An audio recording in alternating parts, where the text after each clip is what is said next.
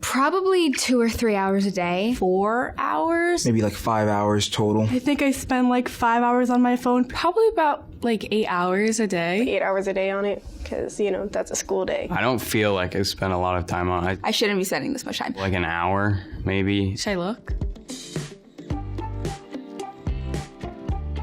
Let's see. Oh, God. Yikes. Okay. 2 hours and 58 minutes per day. Yeah, 6 hours. And Snapchat's the most used. I did not expect that. 8 hours. Oh, 9 hours. 9 hours per day. Like 6 hours. Spend 9 hours on my phone. Because it's 8 hours and 20 minutes a day. That's a lot. Last 7 days, it says 2 hours per day.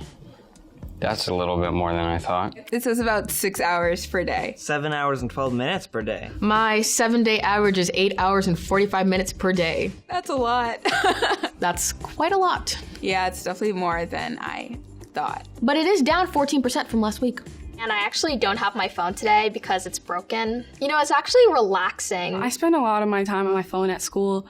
It depends on the class. If we're not doing anything, then I'm probably on it the whole period. There's not much to do at school. Like, I pay attention sometimes, but I'm usually looking at my phone. You have to try and not get caught. I've gotten in trouble at least 2 times in school for it. I should probably get up and do something. I only use Instagram now. I've stopped using Snapchat as of like January. I just found myself getting really anxious about things, so I decided, I'll just take a break from social media. Like, I feel pressure to post, pressure for how many people like my pictures. I get to see them living their, exotic lives. It's a lot of like, oh, I went to Italy, and you're like, oh wow, wish I could go to Italy. But sometimes that just takes a toll on you when you're like sitting in your room just like binging Netflix all day. No one's going to put on when they fall or like when they're down. I don't tend to get anxiety so much as like jealous. Or I'll hear a video and I'll think, oh, I wish I could sing like that. It's because it looks like what you're doing is not what you should be doing. Like, you should be doing more. I definitely compare myself to other people on social media. I,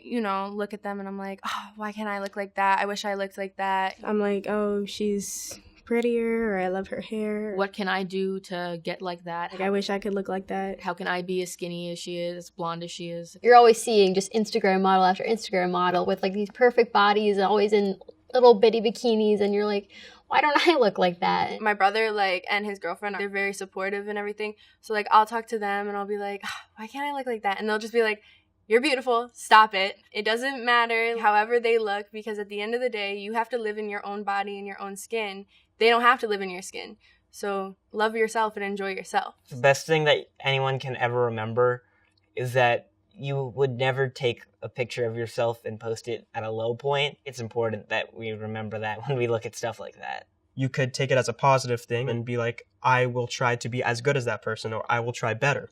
Most of the time, it motivates me to be more like them or better myself. Or you could take it as a negative thing and just decide to feel bad about it and get down on yourself. I just decided, it's not healthy for me to be in that environment when I have the choice not to be. I have to step back from it sometimes and just kind of be like I'm my own person without social media, and just kind of focus on my actual friends.